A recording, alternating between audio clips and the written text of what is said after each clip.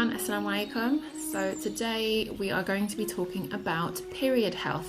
We're going to be talking about our menstrual cycle. This is a topic that I love learning about. I'm not an expert in this topic, so we have a very special guest expert joining us today, and her name is Chantal Blake. I can see she's here. She is joining as Honoured Womb on Instagram, and we're going to be talking about how important our period health is in relation to our sexual health, but we will also be talking a bit more broadly about period health in general. Quite a lot of women submitted questions about their period health, so I'll be asking these questions to Chantal. So what I'm going to do is invite her in.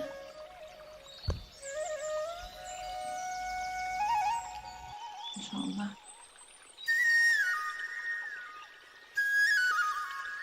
Thank you so much to everyone who's joining. Assalamu alaikum. Alaikum salam, Chantal. How are you? Alhamdulillah, I'm good. Are you hearing me okay? Yeah, I can hear you well. Can you hear me good? Yes, alhamdulillah. How are you today? Yeah, perfectly good. It's nice to see you. I haven't seen you in a while, so it's so nice to be able to talk to you again. Likewise, alhamdulillah. Amazing. So just before we start, just if you could kind of do a little introduction about yourself and what you do and how you got into this work. Sure. So my name is Chantal. I am a womb wellness educator. I am a vaginal steaming facilitator. I'm also the founder of Deeper Feminine, which we've collaborated in the past before. And then I also have my own practice called Honored Womb. So basically what I do is I help women break cycles of disruptive periods and hormonal chaos by teaching them body literacy, cycle syncing, traditional self-care practices. And ultimately, my vision and my goal is for women to witness their bodies as a sign of Allah, to see that their body has wisdom and perfection and beauty in its design, and the discomforts that our culture tells us is normal about being a woman are very reversible, no matter where you're at. Pain, difficulty, infertility, there's so many avenues of treatment and avenues of support that every woman should know. Amazing. Thank you so much for sharing that with us. So we're going to get straight into it. Everyone is here because they want to know the correlation between our period health and our sexual health. So could you tell us kind of like, I know this is such a broad topic and I'm sure you could talk about it in multiple different sessions, but we just have about an hour together and I've got some questions that some people asked me as well.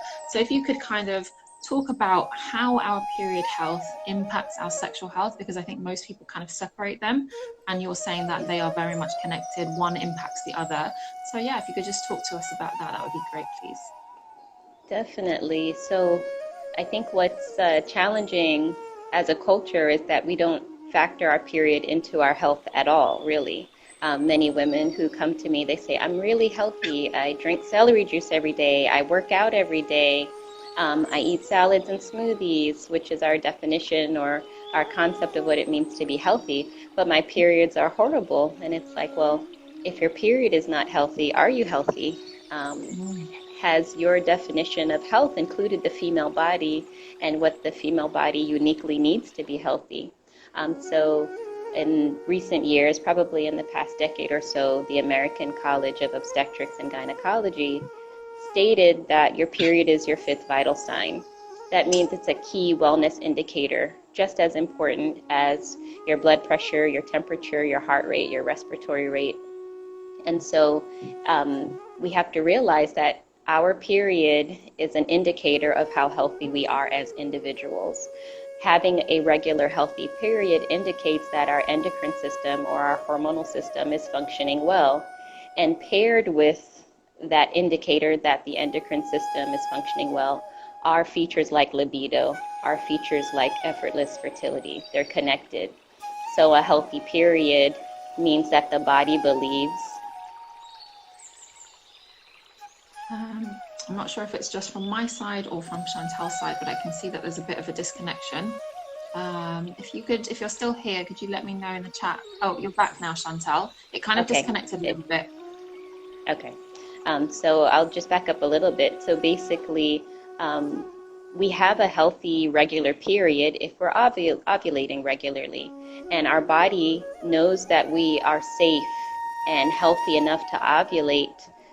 That's why we have regular periods, right? If the body does not feel safe and healthy enough to produce blood, to produce an egg, to produce life, then the body considers fertility and ovulation as non-essential, right? That's not as essential as your digestion and your temperature regulation. And so if you're not having regular periods, it's an indicator that your body thinks either one, you're not healthy enough to bring forth life, or you're not safe enough to bring forth life. And that element of safety can be very big, scary, traumatic events, but it can also be the day-to-day events like unstable blood sugar, or not enough rest, not enough downtime to downregulate and have relaxation and pleasure in your life. So we may think of stress as the big, horrible, traumatic things that happen outside of us, like car accidents and deaths in the family. But on a biochemical level, our body also perceives that we're under threat when we don't have stable blood sugar throughout the day. It's almost like, oh, you have food insecurity, so we shouldn't be having, a baby right now. And that doesn't mean that people who are in situations of like true food insecurity or poverty or under threat are not having.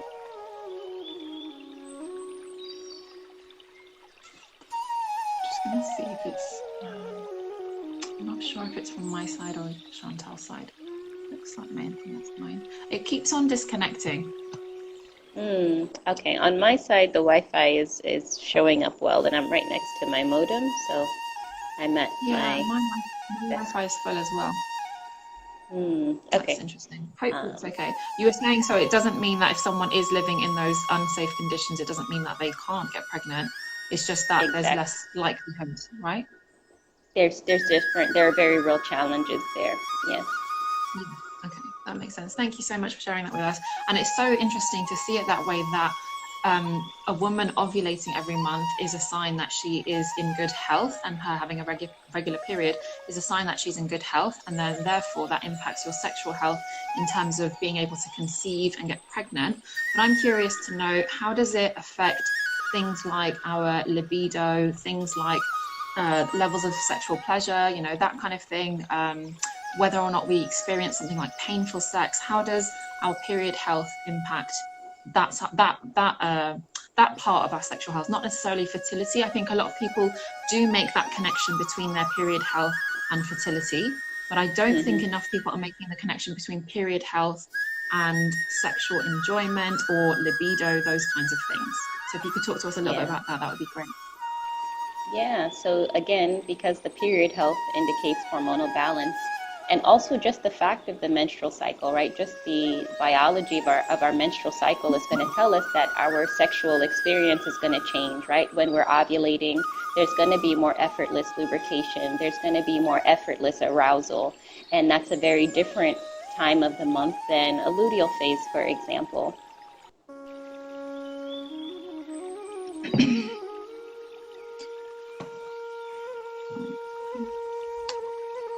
Hoping it comes back. I'm not really sure why it's doing this, especially since both of us have good connection. Yeah, I don't know if it's just a lot of people online today. So, that's that biological reality that we need to realize that we're not machines, and to expect that our body goes through changes. And so that's one element of understanding that the menstrual cycle is going to impact matters such as vaginal dryness, matters such as arousal and libido. There's a certain natural biological element to that, but the period can be a clue to other particular challenges. And so, like you said, for example, painful intercourse. Now, if that pain is connected to like a psychological mindset issue, like what you work with in your coaching, or if it has to do with the fact that you have a fibroid or a cyst that's positioned in a way that's giving you sexual discomfort. If you have a tilted uterus, that could create a certain amount of discomfort in certain sexual positions. But then furthermore, something that really concerns me is the disassociation that can happen with our pelvis, our vulva, and our vagina when our association is painful. If you are having debilitating pain on a month-to-month basis, then I'm sure that there can be a resentment towards anything related to being female, your reproduction system and what have you, and a disengagement, right? That I don't want to engage.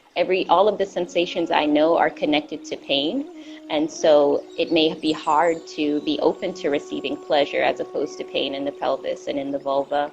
I also really think about if we've experienced any kind of trauma. Yeah, I agree with that about trauma. It has disconnected again, and I'm not sure why again, but hopefully she comes back. Yeah, you're talking about trauma. If we've experienced any form of trauma, then there can actually be real scar tissue that can be a barrier to pleasurable intercourse, and that can be also scar tissue from surgery. It doesn't necessarily have to be sexual trauma in that sense, but it can also be from a difficult birth. Obstetric rape is a reality as well. If you've had abdominal surgery, there can actually be scar tissue that's creating pain for you and difficulty as well. So that's an element that's connected. And one other area of menstrual health, one area that I see showing up often is when women have infections, and if those infections are triggered by intercourse, then again, there tends to be a really difficult relationship with engaging in intercourse and really relaxing and giving yourself room for enjoyment, because you know an infection is going to come. So some women have very certain sensitivities, their flora, their ecosystem, or even their emotional system. There's something going on that makes them so tender and easily irritated. And if every time they have intercourse, they know an infection is on its way, then that can be a huge barrier as well to sexual pleasure. Yeah, 100%. I couldn't agree more. I see that in the work that I do as well. So talking about that, so if a woman's here and she is struggling with her sexual health and she's now listened to you and is starting to have that awareness of, okay, perhaps the reasons I'm struggling with my sexual health are because of my period, or maybe it's not related to sexual health and a woman is just here because she is struggling with her period. Maybe she's struggling with things like, I'm not sure if you can hear me, Chantal, because it's doing that thing where it's disconnected. So just wait a minute. Did you hear what I said? Yeah, sorry. Just to go back to the reasons she's struggling with her sexual health. Yeah, so it could be that she's aware that she's struggling with her sexual health, but didn't put it down to it might be because of her period health. So she really wants to know how to improve her period. Or maybe a woman's here listening and it's not anything to do with her sexual health, but she is struggling with her period health. Maybe it's like irregular periods or PCOS or a lot of pain when she's on her period. So what steps, if a woman's kind of, gone down the route of, going to see a doctor and the doctor's just prescribed medication and that hasn't really worked or it's made things worse, and she wants to now go on this journey of like holistically healing her period, what steps can a woman start to take towards improving her period health? You could just give a few. I know that you have a whole program about this, but if a woman just wants to get going to see like, oh wow, this is making a difference, so that she can then go further, maybe give about 3 or 4 things that a woman can start doing that can make a positive impact on her period health. Great. So first and foremost, I would say that your form of birth control can be a big factor. So if you are being told that birth control is going to treat your symptoms or balance your hormones or give you a regular period, it's not true. The nature of synthetic birth control is that it suppresses your ovulation. And if it's suppressing your ovulation, then it's not actually regulating your period. You're not having a period, you're having breakthrough bleeding, and also you are not accessing the full range of your hormonal production. So instead of experiencing cycles... Okay, we'll just wait for Chantal to come back. Thank you all for bearing with us. Despite these technical issues, Chantal will come back. Okay.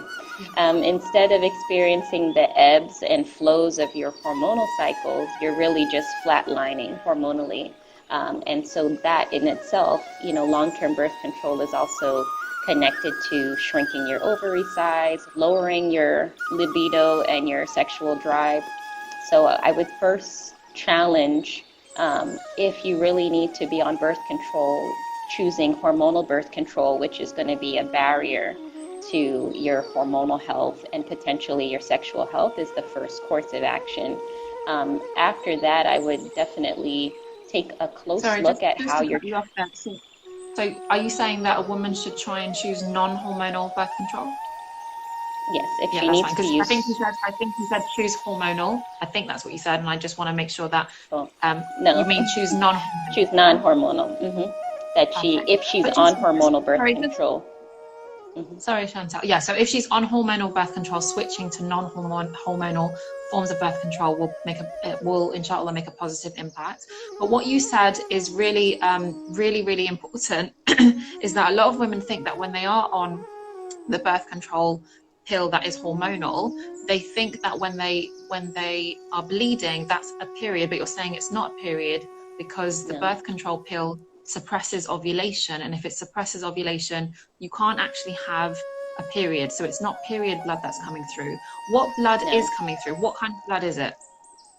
It's called breakthrough bleeding, and basically, it's just the fact that on those days of your period, the hormonal birth control you just don't have. All right, we'll just wait for her to come back. Thank you all for being here. I can see loads of familiar faces and loads of new faces too. Yeah, so I just wanted to go into that. It's okay. I think it's having a bit of a dramatic impact. It's keeping people aware, which is a good thing. No, but the reason I want to stress on that point is I just recently discovered what you said. I did not know that about the birth control pill before. I just thought that the period was suppressed for 3 weeks, and then you have a week of your period and it's a normal period. But that is pretty mind-blowing to know that if you're taking the birth control pill for years, during those years, you're not actually ever having a period. You're just having what you're calling is breakthrough blood. That is astonishing, actually. More women need to know that. That needs to be they do on a t-shirt because it's really just there's a drop in hormones that just triggers the cervix to open, for the uterine lining to be shed, but it's not happening organically because no ovulation took place. So in our body, what triggers our body to bleed and actually shed our lining is the fact that we did not conceive, or maybe an egg was fertilized, but there was not successful implantation. And so on birth control, that can't happen. A real period cannot happen. Balanced hormones cannot happen. But can your hormonal symptoms be suppressed? Yes, they can be suppressed, and they can offer temporary relief of heavy bleeding, potentially painful periods, potentially, and hormonal acne, but it doesn't actually address the root of what's causing that. So I would say, after assessing if you're using birth control and the type of birth control you're using,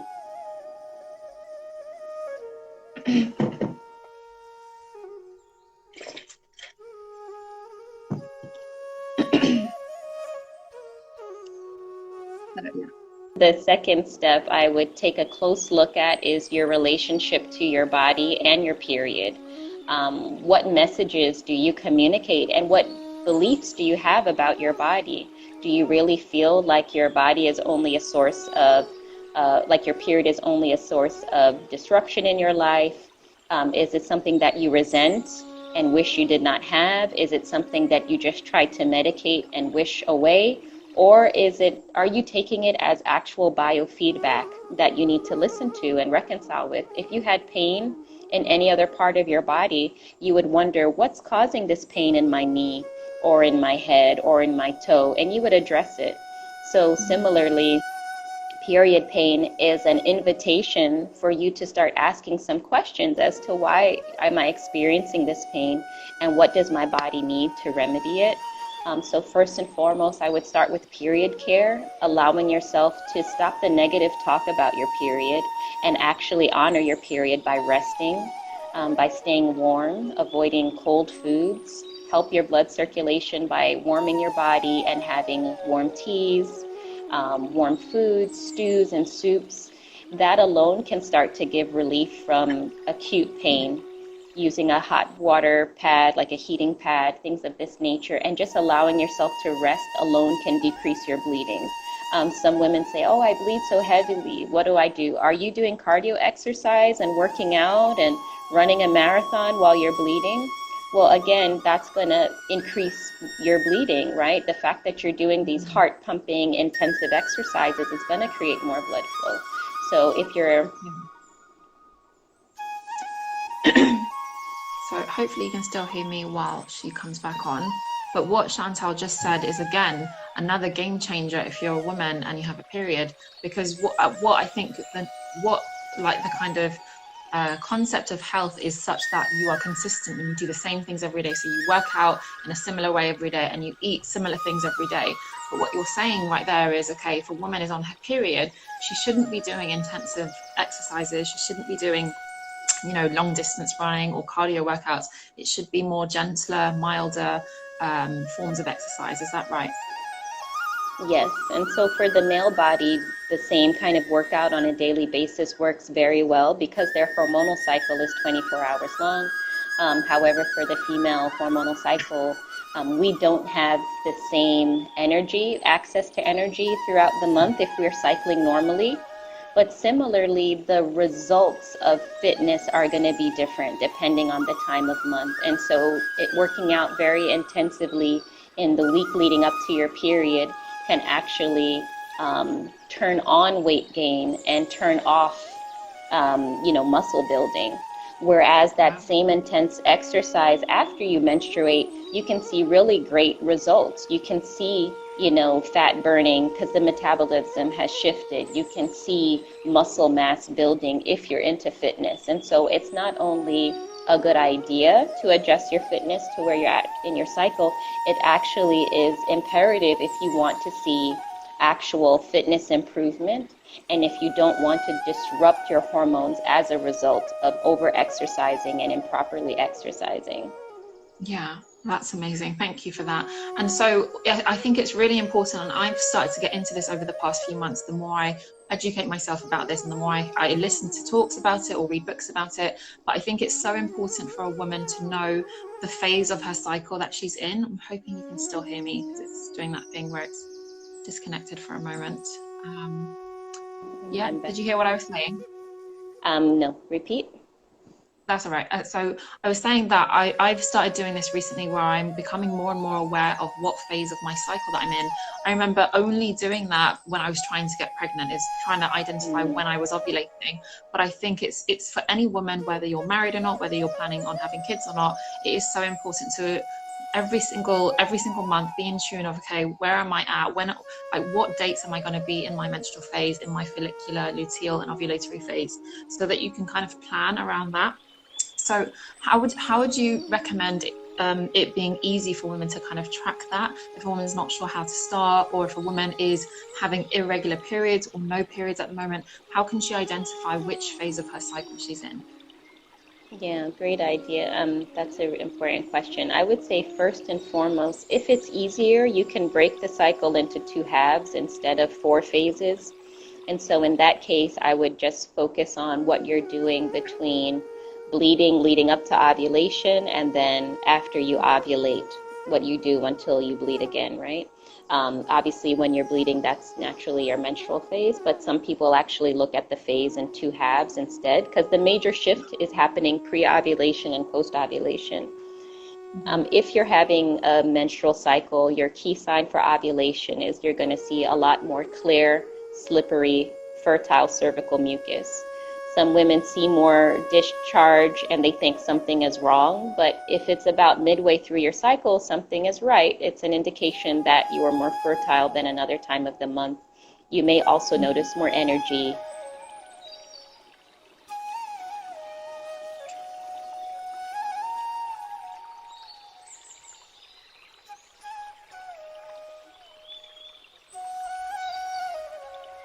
Yeah, you're back. Yeah. More overall drive. So that's the easiest indicator. And if you're not menstruating for, it depends, right? So if you're pregnant or if you recently have given birth, you're not going to have a menstrual cycle. So those 4 phases don't necessarily apply if you're not ovulating, if you've had a hysterectomy or something like that. But if you in theory are premenopausal, not pregnant, not in the immediate postpartum, and you should be having a period, turning your attention to, okay, what's happening in my life? Am I feeding myself adequately? Am I resting adequately? Why is my body not getting the message that I should be ovulating right now? Why is my body suppressing that? So if you're, for a long term, if you're not having menstruation, other than turning your attention to it, you can also look at the moon cycles and try to sync your activities with the moon cycle as well. And so generally, you would consider the new moon to be the time where you would menstruate. Historically, this is what would be the case, and this is how women who don't have periods can still cycle their activities and encourage more cyclical behavior and hopefully encourage more cyclical hormonal production. And so if you treat the new moon as when your menstruation or your bleeding starts, then you would move towards when the moon is full as being your ovulatory phase or your most fertile phase. And then when you move beyond the full moon and you're going, the moon is another part. Just wait for her to come back. Thank you all so much for being here. Just having a look at the chat. Yep, you're back.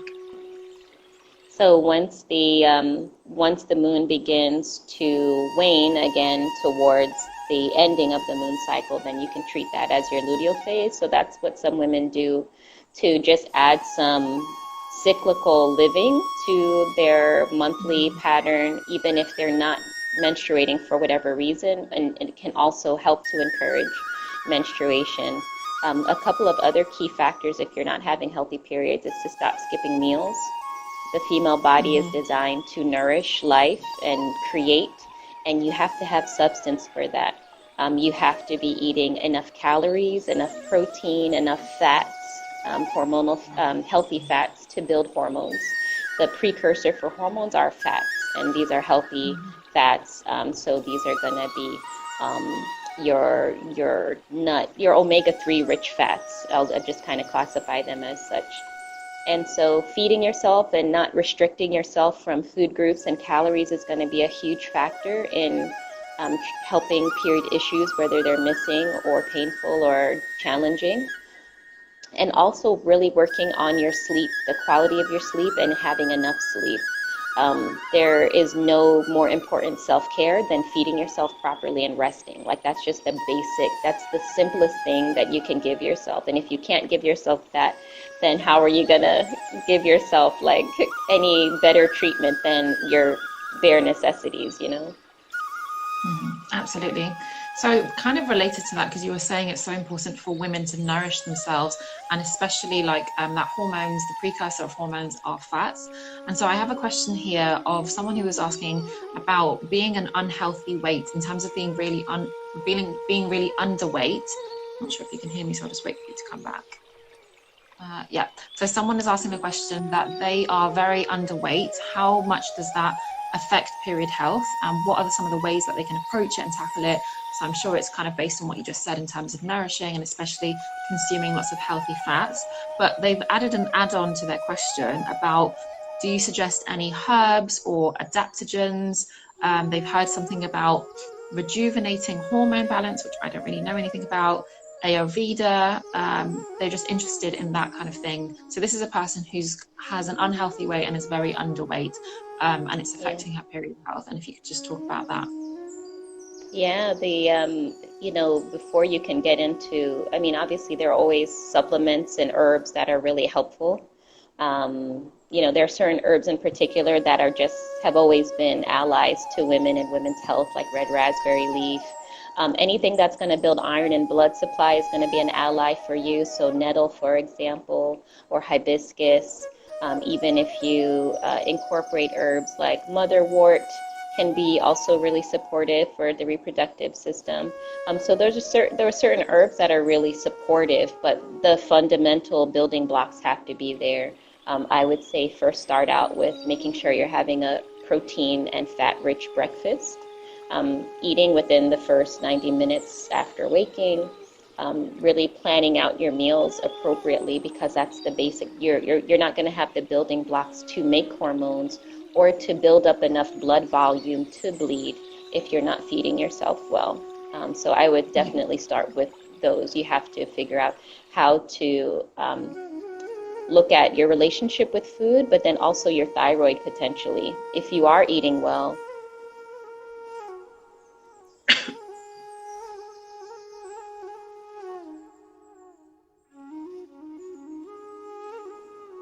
You're back. If you are eating well and struggling to keep weight, then I would have your thyroid looked at. It could be some metabolism struggles that you need to work through. If your thyroid is overactive, then that can be a reason why you're eating well but not putting on weight. But also look at your overall fitness habits. If you're of the mindset that I need to run and do CrossFit every day and really intensive exercise, that can be a barrier to hormonal wellness. Mm-hmm. Perfect. So there's a question in the chat where it's saying, do you mean the moon or your cycle? And so you were just essentially, so whoever's asking that question, what Chantal was talking about is for women who don't have a regular period or don't have a period, they can become in tune with the cycles of the moon instead, until perhaps while they work towards trying to get their period back, if that's one of their goals. Sometimes you can do both, right? You can kind of be in tune with your period, and sometimes it even can become in sync with the moon cycles as well. But I think what I was reading is if you have a regular period, it's more important to follow, to become in sync with your period rather than kind of following the moon. Yes. But if you don't have a period, it's better. If you don't have a period, you can't really be in sync. You're not really sure what stage your body's at. So then you can become in sync with the cycles of the moon instead.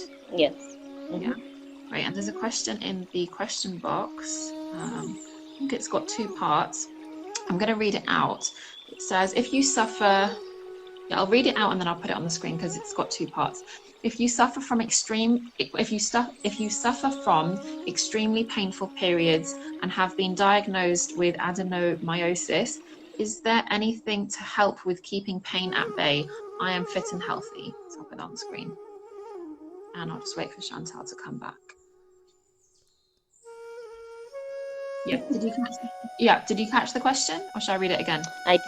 Read it again, please. Have been diagnosed after the diagnosis. Mm-hmm. Yeah, so it's a two-part question. She's saying, if you suffer from extremely painful periods and have been diagnosed with adenomyosis, is there anything to help with keeping pain at bay? And in brackets, she said that she's fit and healthy. So she's talking about pain during her periods. Yes. Okay. So again, the painful period is indicating that some element is not fit and healthy. You know, we have to make sure that in the female body, our period confirms if we're really fit and healthy and well. It's not something separate. And so some of the easiest things to start with when it comes to extreme pain, you want to look at your magnesium levels. So supplementing with magnesium can be really helpful in the days leading up to your cycle, your period. Magnesium is a muscle relaxant, so that can be a source of support, as well as, like we mentioned earlier, warming foods and physical warmth, because it helps circulation, and it also helps to ensure just adequate blood flow. If our blood is sluggish, then the blood will start to cramp and thicken and even turn brown, and the body has to work harder to expel thicker, brown, clotted blood. So focusing on warmth, and you might actually find a lot of relief from practicing vaginal steaming on the days leading up to your period to relieve pain as well. Mm-hmm. Yeah, so I have a question in the chat about irregular periods, and that is linked to a question that someone else submitted as well. So let's talk about irregular periods. The question that someone else submitted is, how serious is having an irregular period? Is it a serious issue for a woman? Just wait for you to come back to get rid of that question, and let's put this one up. So how serious is it for a woman to be struggling with irregular periods? Is it a serious thing or not? And then linked to that, a question in the chat is that this woman has irregular periods. Whenever she's consulted her doctor, they always assume if I am putting on weight, which I don't, and yet they diagnose me with PCOS. So if you could talk about irregular periods and also talk about PCOS connected to that. I mean, so when we say an irregular period, some people think as long as their period is coming the same number of days every month, then that automatically means that this is their normal and it's healthy for them. If you have a short menstrual cycle, which means that you're from day one of one period to day one of the next period, that only about like less than 27 days are passing, this is a somewhat short cycle. And that indicates certain hormonal realities or certain self-care realities and nutritional realities potentially. If your regular period is coming after every 31 days, like 31 days and longer every month, that might be normal for you, but it's also an indication of things not being necessarily ideal. So it would depend. If you're skipping months or you're not seeing a period for months at a time, then I would definitely give attention to that, because the longer you go without a period, the more effort it's going to take to bring it back. If you really let months and months go by, then it's going to take deeper work and more effort to bring it back. So fluctuating a couple of days on a month-to-month basis, not a big deal. Ideally, we want to stay in that 28 to 30 day window between periods. That's where we see peak fertility. And even if fertility is not your goal, fertility is an indicator. Just wait for her to come back. You're welcome, Organic Beauty Fitness. So, so even if fertility is not your goal, fertility is a measure of vitality, right? Of how healthy and well you are, especially if you're still in your menstruating years.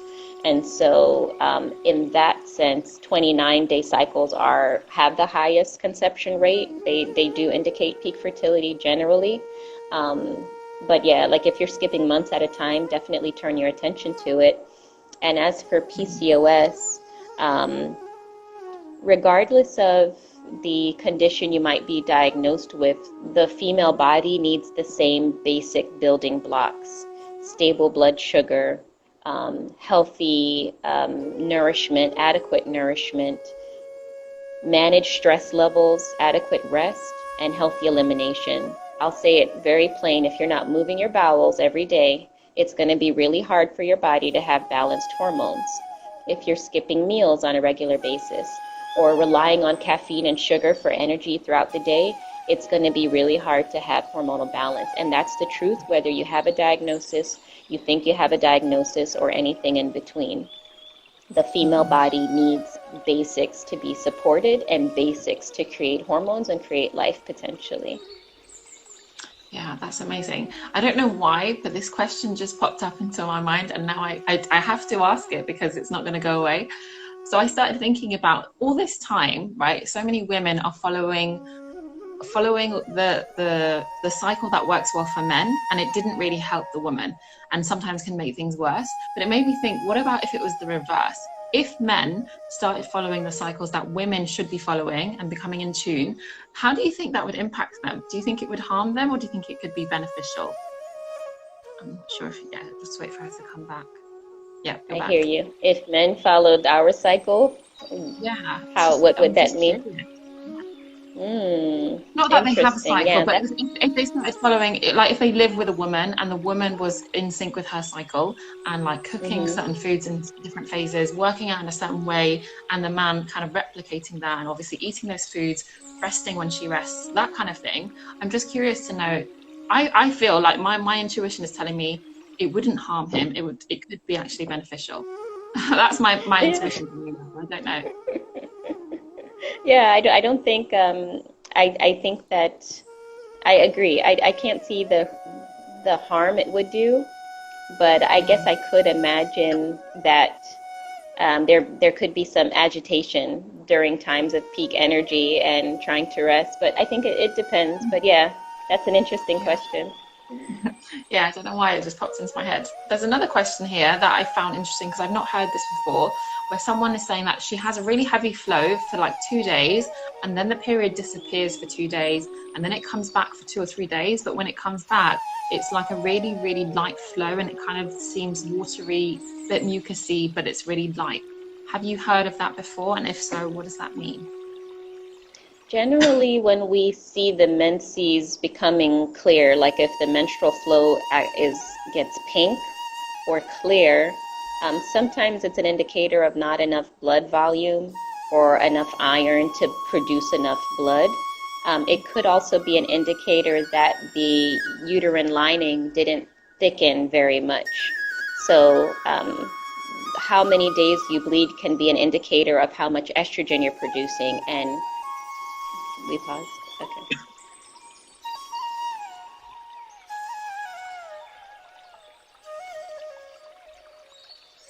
Yeah, you're back. Okay. So the estrogen you're producing is what builds up your uterine lining. And so if you find that you're bleeding very little, then maybe there's not enough estrogen to build the lining enough to have. And ideally, we want to look for like a 4-day flow, not a heavy flow. Medium to light 4 days of a flow is what we are generally looking for to indicate a healthy amount of lining. So if you're having a pretty short cycle, less than 29 days, it could be that you didn't have enough time to build up more lining before the period. Or it could mean that perhaps there's a need for more iron, nourishment, and blood supply to produce a healthier period or a longer period. But we don't want to see you bleeding in any, not even a medium flow past 5 days. Like you needs to start. Ideally, we would see the bleeding really subside after 4 days. But if you find that you're still having full-on multiple pads a day at day 5, 6, 7, and beyond that, then you really have to slow down, look at your rest, look at your nourishment, and look at your self-care. Because women who tend to not care for themselves and know their boundaries and give themselves space to rest, they tend to be bleeders. They tend to give a lot and just with no restraint. So you have to look at the self-care, the nutrition, and the rest in particular. Yeah, amazing. Thank you so much for that. So there were a few extra questions, but I'm conscious of time, and I'm really excited for you to share with us information about your new upcoming program. This is something that I'm actually interested in potentially joining, inshallah. I know it's aimed at, am I correct in thinking that this is a program aimed at mothers and daughters? Is that correct? Just wait for you to come back.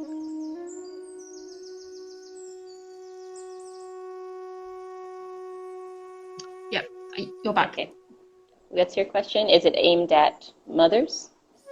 Yeah, is it aimed at mothers and daughters? Is that the program that's coming up for you? So the idea, so my vision is how can we break the cycle, right, for women? And that means we need to intervene at a much earlier point than your age and my age right now, right? We're already mothers, we're already married. How do we get this information to teenage girls before they get put on birth control for a decade, before they are surviving on pain medications that are creating other side effects in their body, and before they go through like formative years of really hating their body? And so I realized, though, that teens can't do it alone. So whether you are a sister or an aunt or a mother, if there's a young woman in your life, my vision is for you together to learn what are the basic tools of treating your period discomfort, building up your hormonal system, and having all of the resources to course correct when you realize, oh, my period is going off course. How do I bring it back? And so we're going to go together for 12 weeks. It'll be a 3-month program called Peaceful Periods and Happy Hormones. And together, the women will have their own set of classes live with me, and the teens will have their own set of classes. So they'll be parallel but age appropriate. But I need to make sure that there's someone in the teen's life that's going to help be the container and the space and the facilitator for change. They can't change their diet alone. They can't change their self-care alone. They need support. Yeah, 100%. I love that. And a question is it only teens, or would younger girls be able to join as well? Because there are some girls nowadays that are starting puberty earlier than expected. So what is kind of the youngest age a girl could join with her mother, or with, again, her sibling or an aunt or relative? What's the kind of youngest age that you would recommend to join your program? And so I'm targeting girls who are already menstruating. That first year of having a period could be a little bit irregular. And then also there needs to be enough, mental maturity to follow the content. So I'm targeting ages 13 to 19. So just teenagers who are already menstruating and it's established. And so they see the patterns and they actually can engage and figure out how to change that. And so my vision, so the teens, so for every woman who enrolls, she can enroll a teen for free. And so that's the vision, is that you're going to be an ally to this young woman in your life, whether it's your biological daughter, your younger sister, your niece, or anyone else that you are in contact with. And so the vision is to journey together. And so that teenager who would enroll would be free in attachment to your enrollment. And then if you have other teens that you want to enroll, it would be at a discounted cost as well. And so we'll have discussions, we'll have accountability and assignments. But my goal is really to see us through the process and get that first milestone of change that we can all witness together. Because I share a lot of milestones individually with my clients, like their first pain-free period, their first PMS-free month, or their fibroids and their cysts shrinking. But we haven't been able to celebrate that and witness that as a cohort and as a community. And so that's part of the vision, the accountability and celebrating the milestones together, inshallah. Inshallah, that's amazing. I love that. I think this is so needed. And a lot of the times I hear this question of like, why weren't we taught this at school? And you can understand where it's coming from, but I also think that instead of expecting school to teach us everything that we need to know to be a fully functioning adult, we need to, okay, it's disconnected, so I'll just wait. Yeah, so I was just saying that it's so important that women and young girls, teenage girls are learning this information.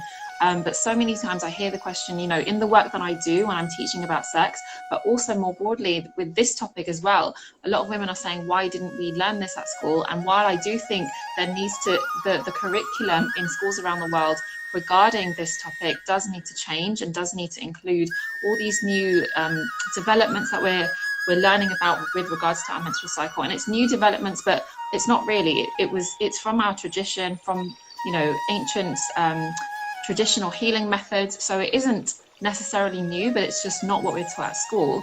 But while I do think the curriculum needs to change, instead of always asking ourselves why weren't we taught this at school, I think it's more important to say, to realize that school is not going to teach us everything, and it's about empowering yourself and thinking there are so many resources, so many people here on Instagram that are doing amazing work, that you need to be following them, learning from them. There are so many books that you can read, and investing in these programs is so important, rather than expecting all the information from a free education, especially if you live in a country where your education is free, paid for by the government. Don't expect everything to be kind of handed to you. It's about saying, okay, God has blessed me with resources, with a mind, with money, inshallah. I need to make the time and effort to invest in this for my own health and for the health of a younger girl in my life as well. So tell us a bit more about the kind of details of the program, like when does it start and that kind of thing, and how can someone join the program? Just wait for you to come back. Yep, someone's asking if I'm going to save the live. Yep, inshallah, I will save the live. Yeah, did you catch what I said? Yeah, just if you could talk a bit about the logistics. When does it start? How can a woman join? How can a woman reach out to you if she has questions about the program, that kind of thing? Yep, and so inshallah we'll be starting on September 26th. We'll be meeting every Sunday, 12 p.m. Eastern time. So that would be 5 p.m. UK time, I believe. And so we'll have a live class every week. So we'll alternate between the women and teens. And once you enroll, we'll have an intake form so we can get a good assessment at what your starting point is. And then we'll go through 6 different topics, 6 different modules, so to speak. on a every other weekly basis, right? So we'll talk about your period story, what cultural story you've inherited, what period myths exist and what truths are there to be learned about our period. We'll talk about nutritional foundation, the seasons of our cycle, all of the different phases and how to care for ourselves in them. What are traditional care practices that women have historically used for their womb healing? We'll also get into the emotions and energetics, right? Our menstrual cycle and our period is also impacted by our emotional state and our self-care. So someone said their period goes missing for 2 months every year. It's important to track that. Was it a stressful event? Even good stress can be sufficient to overwhelm the body, and it's not uncommon for occasionally grief, excitement, COVID to affect your cycle. Yeah, 100%.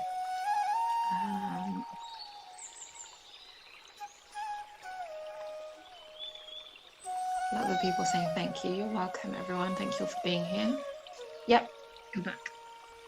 Okay, so the idea is to understand on a fundamental level what your body needs, what your hormones need to be happy, and what does your period need to be peaceful. And for us to make sure you have and really comprehend all of those tools so that they'll go with you throughout your life, and they'll always be there for you to be a part of breaking this cycle of, period shame, taboo, and pain, and really reclaiming that as period power. And Amazing, so if you go to my page, if you go to Honored Womb, the information will be there. Enrollment right now is just open to my email list, but it'll be opening soon to the general public. And there'll be early bird pricing before September 20th is $500 US. After September 20th, it'll be $550 US, and that can be paid all at once or in installations. And we'll be together for 3 months of accountability, of support and education together, inshallah. Amazing, mashallah. So based on that, I think it's a no-brainer. If you are a woman struggling with your period, or even if you're not struggling with your period and just want to know how to improve your period health and how you can then pass on that knowledge to a younger girl in your life, and she can join you on this journey, I think that's just amazing, mashallah. And it's something that I'm sure that you and I both wish that we had that growing up, but it's okay. We had to go through the struggles ourselves to feel like, okay, this is not how Allah wants us to live our lives, with these pains and struggles. How do we overcome it? We had to go through that struggle so that we can now be in that position to educate women and, inshallah, prevent it carrying on through future generations. So thank you so much for the work you do, Chantal.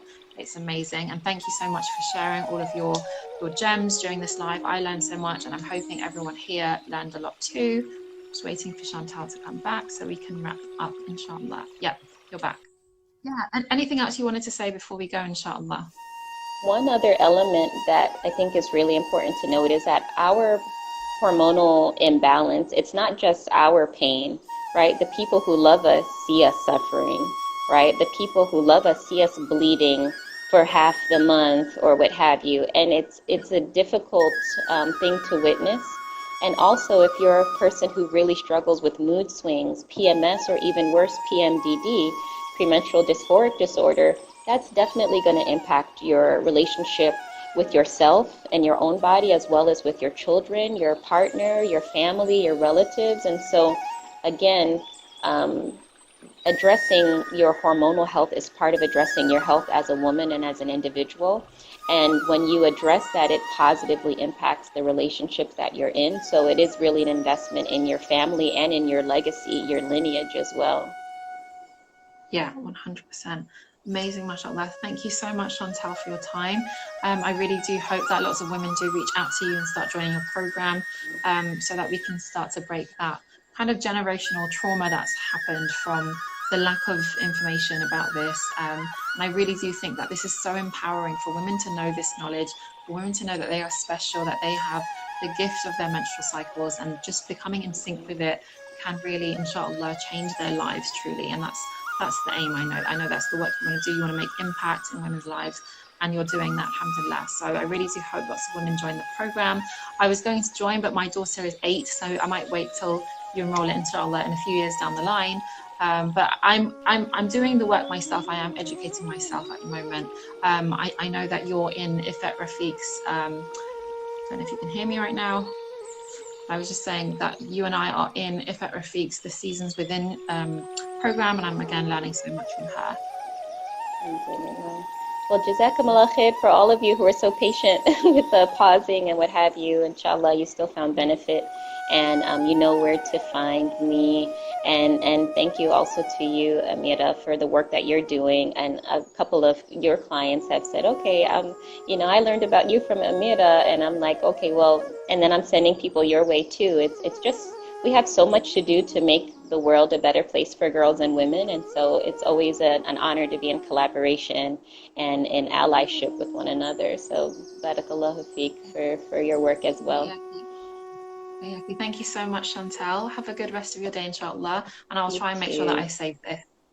Okay. Take care. Juma Mubarak, inshallah. Assalamu alaikum. Juma Mubarak. Assalamu alaikum.